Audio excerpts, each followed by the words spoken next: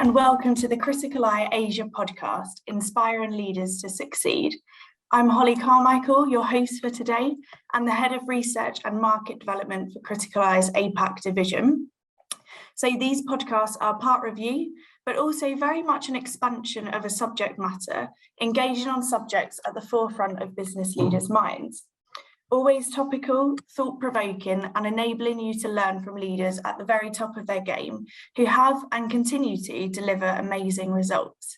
Now, my guest today, Wesley Payne McClendon, is joining us from Australia. So I feel very fortunate to be joined by him and to learn from the perspective of someone in a successful portfolio career. So Wesley is the chair of the board at the Grow Project Foundation and a non-executive director at Vortex Innovations. And among other roles, Wesley is also one of Criticaleye's fantastic global board mentors. So really lovely to have you here with us today, Wesley. Lovely to be with you, Ali.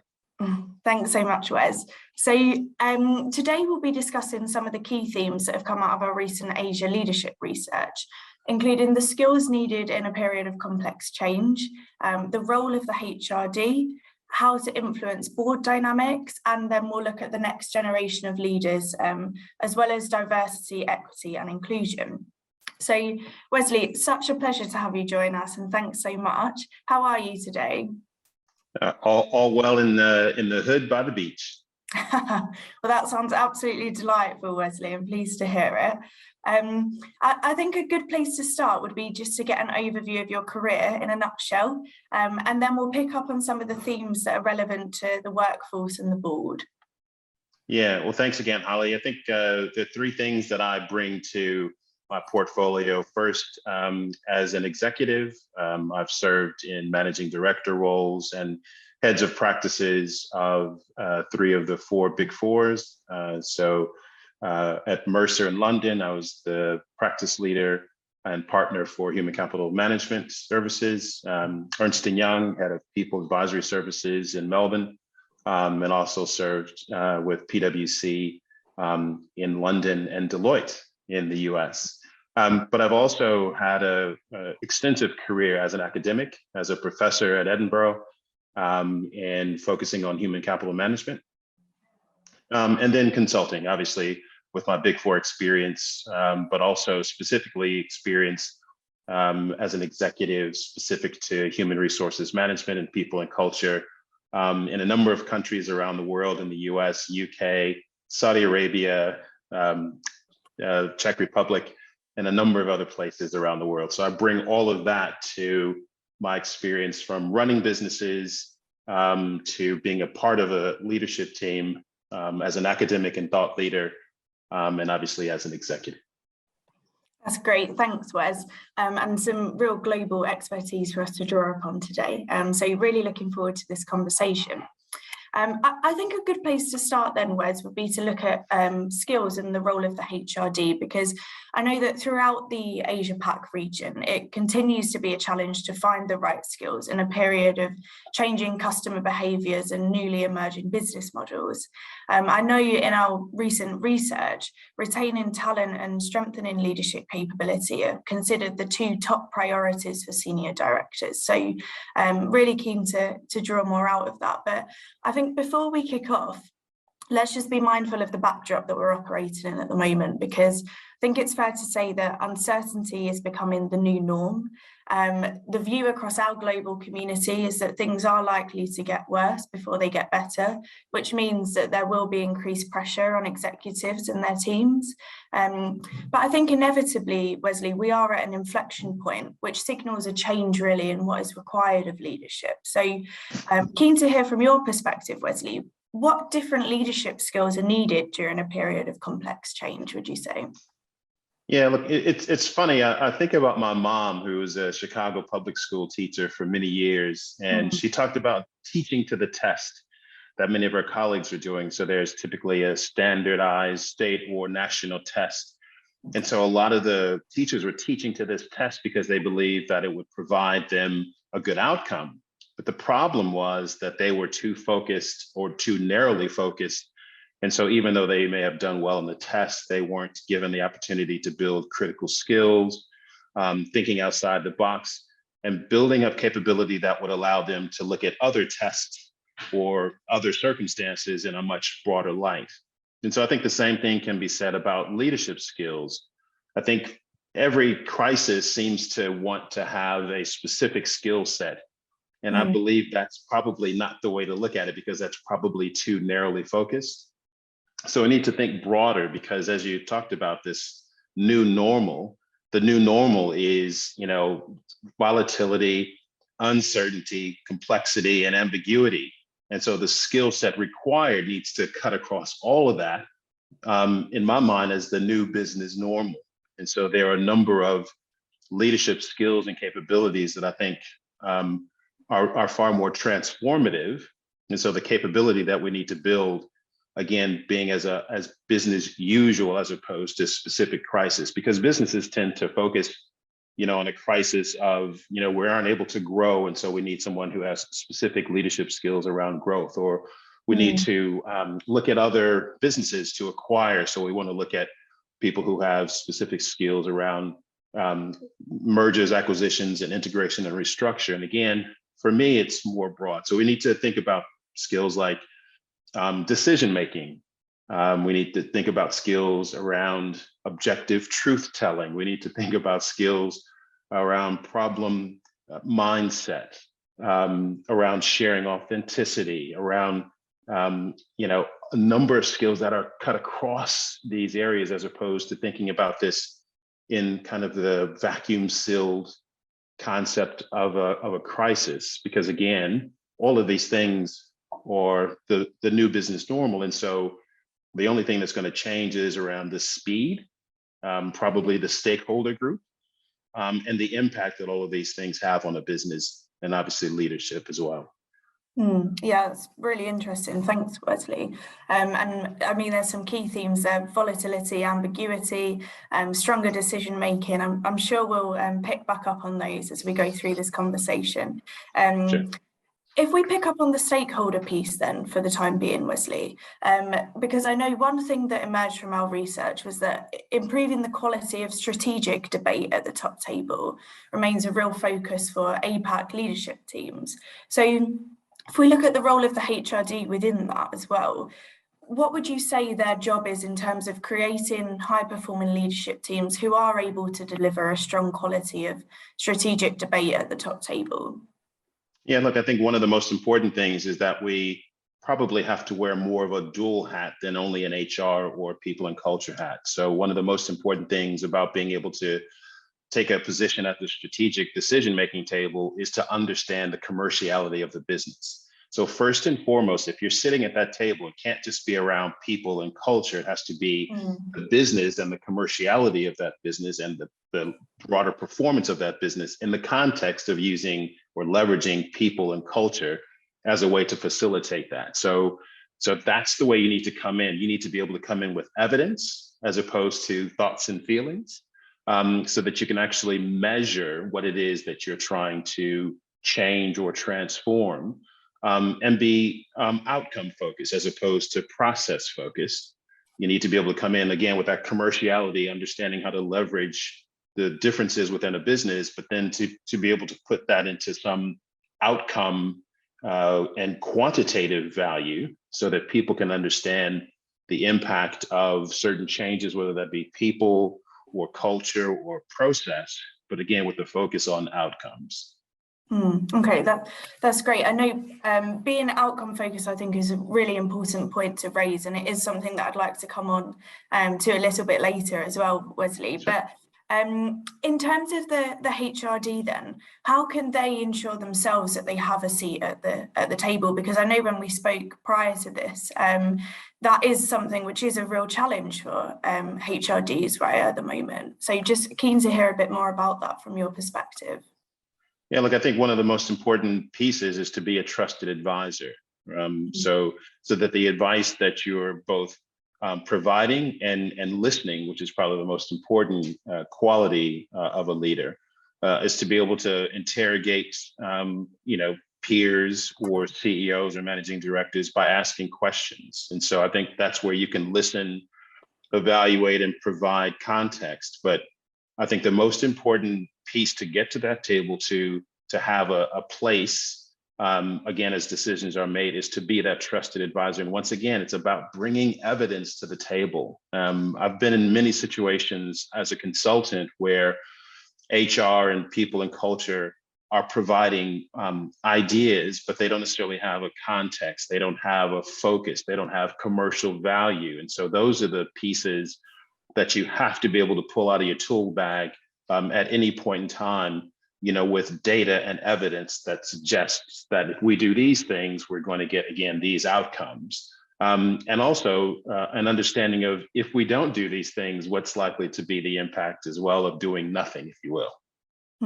Yeah, okay, that's great. And particularly that point of asking questions. I know when we were last in Singapore for our regional leadership retreat, that was something that came up, because I think sometimes it's easy to assume that when you're early in your career, you ask lots of questions, but you should never kind of lose that ability and keenness to learn, really, because whether you're just starting your career or whether you're the chair of a board, I think there's always new things to learn, particularly as the environment constantly changes around us. Well, one of the things around this idea of asking questions, and as you get later and more mature in your career, you can actually use asking questions as a way to guide people. So it's not so much about just listening, but in your questions, you can actually provide some guidance. So have you thought about this as opposed to that? Or what if we looked at it from this perspective? What do you think would be the outcome? So you're not only being a trusted advisor and asking questions, you're actually giving the leader the opportunity to develop the solution.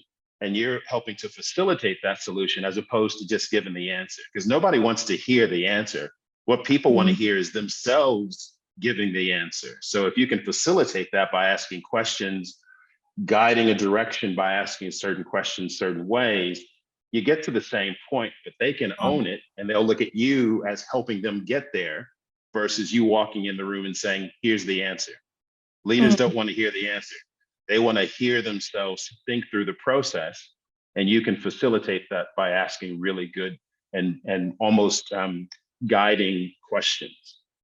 Yeah, that's such an interesting point, Wesley, absolutely. I'm keen to move on and discuss board dynamics in relation to talent, because I think it's quite clear that chairs and CEOs, group CEOs, are putting more pressure on regional presidents and HRDs to have local successors in their pipeline. So with this in mind, how is that changing how boards are looking at talent at the moment? Yeah, well, one, I think I'm sure it goes along a spectrum, but I think boards are now far more involved. And, I think of them as activist boards. I'm on a number of boards now, and, most of us, we want to be strategic and take a step back, but in all candor, because our names are on the line as directors, we have both a fiduciary responsibility and a strategic responsibility as well. It's important for us to be aware of what's going on. I think one of the ways that HRDs can be a part of that conversation, is to be a trusted advisor to the CEO, but you also need to get the mandate from the CEO to be involved in talking through and providing options and ideas that you can talk through. And again, you have to get that mandate or mantle from the CEO to have that conversation with the board. But I think that's a way in which you can get in front of those folks to get that exposure, if you will, to becoming a part of that discussion. It's not often that the HRD of an organization is able to sit at the table in board discussions unless there's a specific initiative or program of work or something that kind of compels the HRD to have that seat at that table.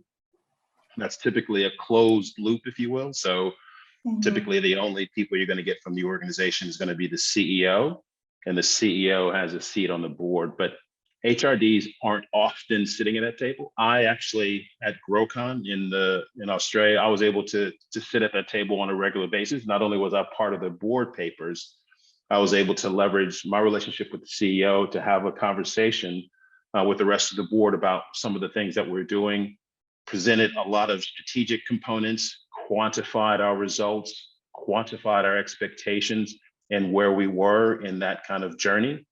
So the more, again, evidence and information and ideas and examples around what we were doing and the outcomes that we were trying to get to, the more I was able to be a part of that conversation. Yeah, that's great, Wesley. And let's pick up on that theme of exposure as well, because I know when we were in Singapore recently, one key theme that did arise was that the lack of exposure is a real barrier in terms of how to influence boards. So how do you think that executives can overcome these barriers? Have you got kind of any practical advice that you can share to our listener at all?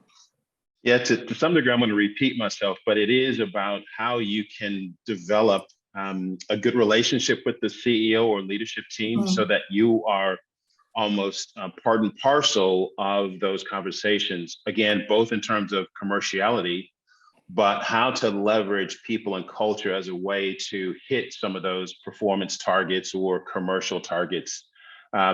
But you have to be invited, and to be invited, you have to be able to demonstrate evidence of outcomes and performance. And so, typically you're not going to be able to sit at that table just because. There's going to have to be a compelling business case that says West should come to this board meeting, which again is going to probably focus around some very specific initiatives and programs of work. So, like I said, it's unlikely that HRD or other executives, perhaps, finance, because of, a RIM committee or a FAIR committee. But I chair with the Australian Institute of Architects, the People and Culture Committee. So I'm in charge of recruiting and selecting CEOs, which I'm actually in the process of doing right now. I'm also in charge of running the performance review for the CEO. I'm in charge of succession planning. So there are a number of things that are unique to my role as chair of People and Culture, but as a board member. So the manager within the business rarely gets a part of that conversation, but on a monthly basis, we're able to meet as a People and Culture part of the organization, and he is a part of that conversation as well. So he has direct access to me, but not necessarily a seat at the table in the context of a board meeting. Okay, that's a great example, Wesley, and very timely that we would be having this discussion then as well. Exactly. I think that really ties into how regional leaders can positively influence upwards in order to maximise those internal progression opportunities as well. Yes. So let's pick up on this theme then of progression and development, because I'd love to hear your thoughts, Wesley, around middle management and the next generation of leaders.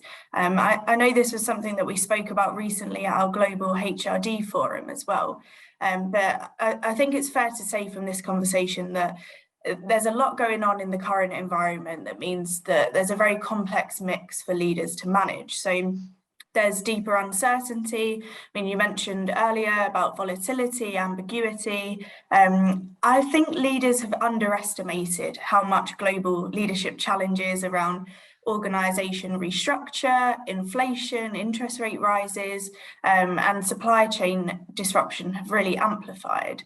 Now, I think that said, regional leaders have benefited from greater decentralisation over the past 18 months or so, and they have seen an empowerment. But the shift, I think, from global into local within global MNCs, it has created a real need to invest in middle management.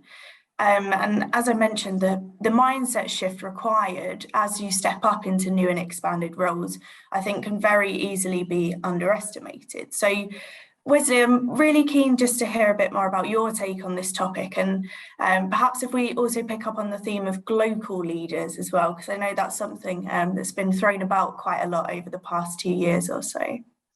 Yeah, look, well, a couple of things. I think one is that organizations, as they expand, that means that the local or regional offices become have far greater importance. And as you talked about decentralization, which means they have greater responsibility for performing at that regional or local level, which means they have to have a a greater understanding of their market, their industry, the company, competitors, both current and direct and indirect and incoming. And so I think it's really important to be able to understand and analyze what's taking place at a political level, at an environmental level, social, technological, legal, all at the same time. And it's almost as if you're your own business, and therefore you can't necessarily rely on the global headquarters to provide you information. You need to understand that in the context of really having a keen understanding of what's taking place at the local level, so that in effect, you're informing a global headquarters about what's happening on the local level, and they can actually inform you on a global stage what's taking place as the business sits in a global environment. So you have to be able to manage both, but the main thing is to understand the importance of your role, almost like a business unto itself. And so it's less about kind of a small bird waiting to be fed by its mother. You actually need to be able to go and feed yourself. And from that context, I think it allows you to have a greater understanding and a greater influence as to what's taking place at the local level. Yeah, absolutely. And I love that analogy of the bird feeding its mother. I think that's one piece of advice then for all of those listening in as well. So building on that a bit more then, Wesley, what impact would you say that the potential shift in skills needed is having on succession planning across the region? Yeah, look, sometimes it's difficult. I looked after Fonterra's talent and organization developments, and had 4,000 people that I was looking after across 4 different businesses in Australia and New Zealand. And so in the context of looking at succession planning, it was an ability to understand and recognize who was available. And I actually developed an initiative called Available to Offer, which is actually looking at people who had been in roles, performed very high, had high potential, but also been in their role for 2 years or 2 business cycles. But the idea was to as a culture, start to move people around. So I created this thing called Build by Move, which is around building internal capability and a leadership pipeline, bringing in great talent, but at a much smaller level. So about a ratio of 20% new and 80% homegrown leaders, to provide a way to focus on this notion of healthy churn. But the most important piece of that was this idea of moving people around the business. So they didn't necessarily get promoted, but what they did do was they were involved in secondments or specific development focused projects or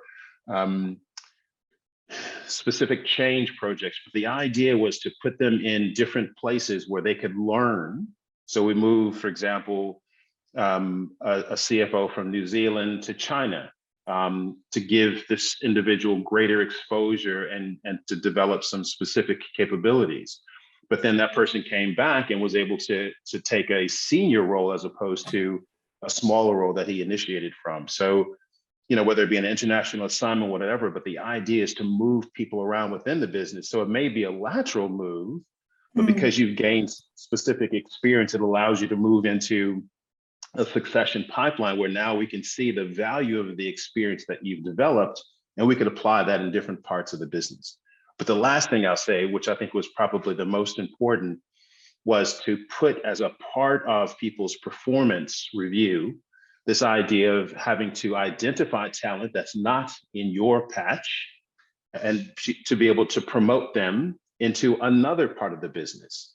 So if you can imagine me as a managing director of a business unit, I was tasked with identifying talent from outside of my business, developing them, and ensuring that they were promoted into another business.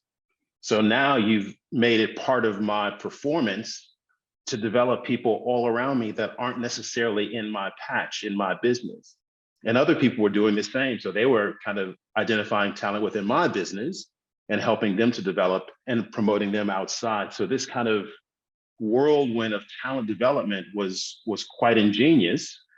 because it allowed people to be involved all over the world, through 17,500 people across about 150 countries. And that really changes the dynamics of developing people and allowing them to be known quantities across a large business and to be moved around in that way, which led to being put on a succession list. Yeah, okay, that's great. Thanks, Wesley. There's so many themes there that we could pick up on, and there's so many more questions that I could ask you, but let's just park that topic for a moment, because one theme that I am really keen for us to discuss is diversity, equity, and inclusion, and how leaders can lead the transformation of that. I know when we spoke prior to this, Wesley, you mentioned kind of 3 key areas in relation to this topic. Can you just build upon those for me? Yeah, so I'm actually publishing an article called Transforming Diversity, Equity, and Inclusion. And the theme is around adoption, innovation, and disruption. So adoption is around putting in place processes that allow you to gather data, granular data that talks about who's in the business, so that you can start to identify diversity and then be able to be in a position to value its difference. So, if someone said, who's who, and you probably can talk about that on a very high level, but the more granularity you have, the more you have an opportunity to, again, value those differences and leverage those differences, so that you're not just sitting here thinking, well, everybody went to an Ivy League school or everybody went to school, full stop. We have some other types of experiences, whether it be education, orientation, nationality, all those types of things make for an opportunity to value difference. Innovation, we talk about auditing policies, practices, structures, and systems, because those systems probably need to be deconstructed, because they were probably built by people who had privilege. And so if we look at any system in our world, we can see, well, this system was built by people who had certain levels of education or certain riches. And so those systems in which they built meant that only people like them were able to benefit in those systems. So in many ways, we need to deconstruct those, rebuild them so that there's an equitable system and everyone can create opportunities and innovation in that context. And then the last one is around disruption, which effectively means if we want to build an inclusive culture in which everyone can bring their whole selves to work, we probably need to create a culture that's discontinuous from the previous one. So we've created a new culture that allows people to identify what place they can have, value their contributions, and again, create something that probably is discontinuous from the previous culture. And so those 3 things, adoption, innovation, and disruption, are critical to transforming diversity, equity, and inclusion. Okay, that's great. Thanks so much. And how do you think then organizations can hold themselves accountable to drive that transformation? I think it, comes back to outcomes, right? So we often, or previously, we talked about employers of choice. So when we think about, if we've actually created a diverse, equity, and inclusive organization, we're likely to see lots of different types of people come through the door. The old idea of IBM, all white males wearing blue suits, is gone. Now we want to see people walk through the door that have different life experiences, look different, love different, enjoy life differently. And so from my perspective, the way in which to hold organizations accountable is not only to see the people that walk in the door, but to see who leaves, and look at how an organization is followed. Are they followed, like, in terms of the people that buy their services or enjoy whatever products they develop?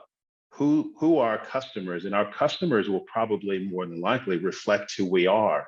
So if we create something that is limited to a certain type of person, that's probably who's going to follow us. So again, back to this idea of outcome focused, we kind of become who our customers say we are. And the more diversity of customers is likely to be reflected in who we are as a business and vice versa. Okay, great. And how important then would you say that incentives and KPIs are in terms of driving the right behaviors in relation to this?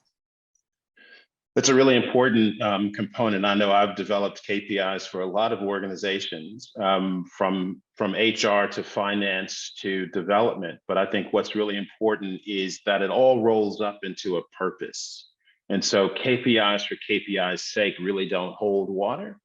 It's being able to identify an organization purpose, and from that, what is going to allow you to get there at each level of the organization, whether that's the leadership team, CEO, managing director, and his or her team, down to their direct reports, down to the groups and teams that they lead, but being able to look at KPIs as a way to roll all of this up.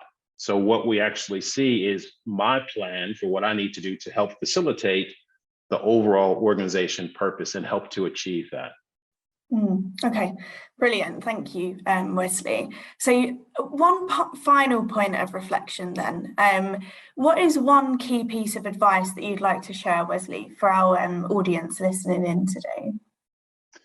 Look, I think one of the things that I find really interesting about talent and leadership is the more we understand about the really core components of leadership or talent, the more we realize is that it's not these very specific skills, but these broader skills.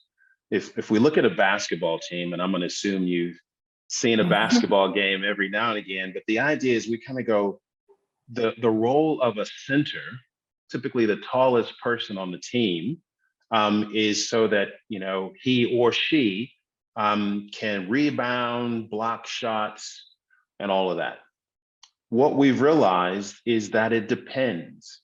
So if we're in an organization and I'm looking at what I need, and what I need is a center, I'm going to look for the tallest person. But instead, I think what's more important for us to do is to look for the best player. And the best player will allow us to put those people in positions to block shots or make shots or rebound. But it's less about having very specific and narrowly defined skills, and far more important to get the best person available. And the best person available is more likely to be able to be taught specific roles, but because they're the best player, you've got the best player on the team. And that allows you to function in very different ways and strategies than if you only had a center who could only rebound and only block shots. But a better player, or the best player, could do far more things that are probably far more valuable than just one thing. Yeah, absolutely, and great analogy there. I hope that everybody listening in is a fan of basketball. I hope so too. Look, Wesley, there's so many other things that we could pick up on. It's been such an interesting conversation, and it's so great to hear all of your wonderful insight from your perspective as well. But I think this is a good point after the reflection to draw the conversation to a close. But look, it's been fantastic. Thank you so much for joining us today, Wesley. And thank you to our audience for listening in as well. And we'll see you very soon. Take care, Wesley. Thanks, Ali.